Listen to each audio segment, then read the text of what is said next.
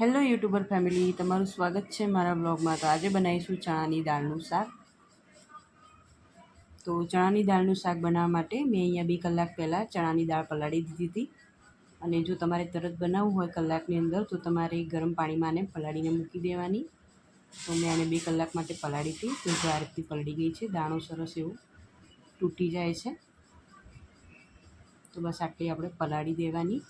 અને આ શાક આપણે ડાયરેક્ટ કુકરમાં જ બનાવી દઈશું, અને અલગથી બાફવાની નથી। પહેલાં હું ડાયરેક્ટ આને કુકરમાં જ બનાવી દઈશ।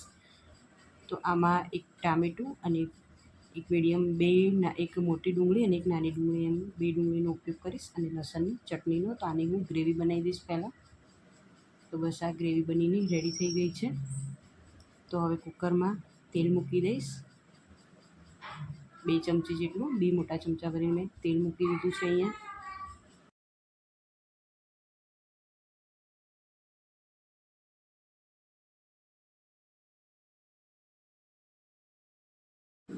તો તેલ ગરમ થઈ ગયું છે, તો એમાં રાઈ, જીરું,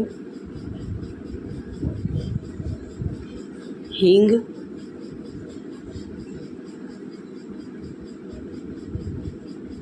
હવે હળદર પાવડર,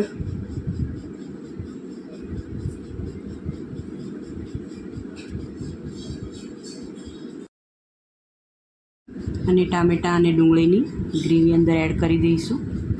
અને આ ગ્રેવીને બરાબર પહેલાં ચડવા દેવાની છે, સરસ એમાંથી તેલ છૂટું ના થાય ત્યાં સુધી।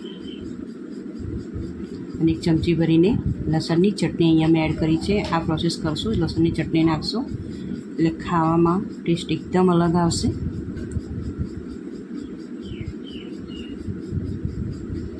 અને બધા જ મસાલાને આપણે વ્યવસ્થિત મિક્સ કરી દેવાના, આ રીતે હલાવી દેવાના, અને ગ્રેવીને બરાબર ચડવા દેવાની।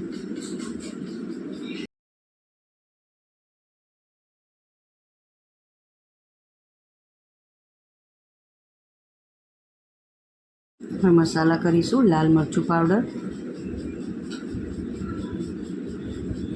તમે જે પ્રમાણે તીખું ખાતા એ રીતે મરચું એડ કરવાનું, થોડીક હળદર, ધાણા જીરું પાવડર,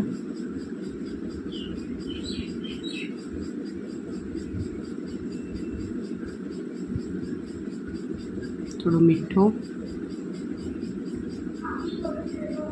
વ્યવસ્થિત હલાવી દઈશું બધા જ મસાલો નાખીને ગ્રેવી સાથે।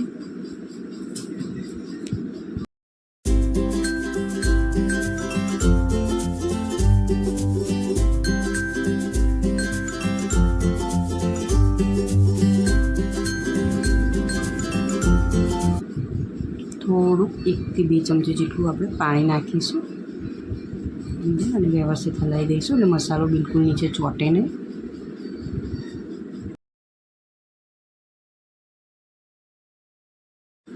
શાકમાંથી સરસ હવે તેલ છૂટું પડી ગયું છે, એટલે ચણાની દાળ આપણે અંદર એડ કરી દઈશું, જે પલાળીને રાખી હતી એ। અને બધું જ વ્યવસ્થિત મસાલા સાથે ચણાની દાળને મિક્સ કરી દઈશું, હલાવી દઈશું।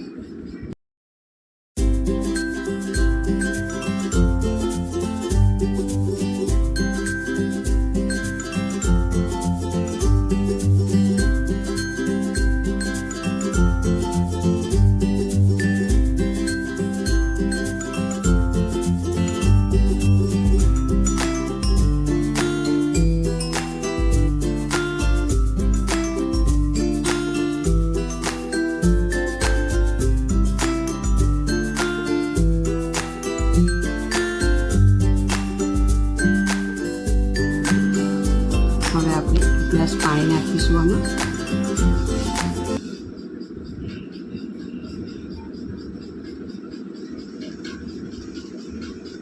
અને આપણી દાળ પલાળીને આપણે મૂકી હતી એટલે ચડતા એને વાર નહીં લાગે।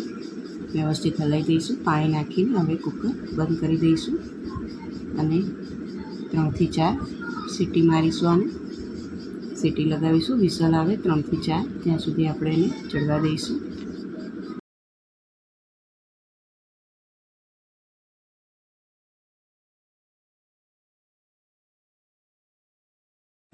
બસ ચણાની દાળનું શાક રેડી થઈ ગયું છે।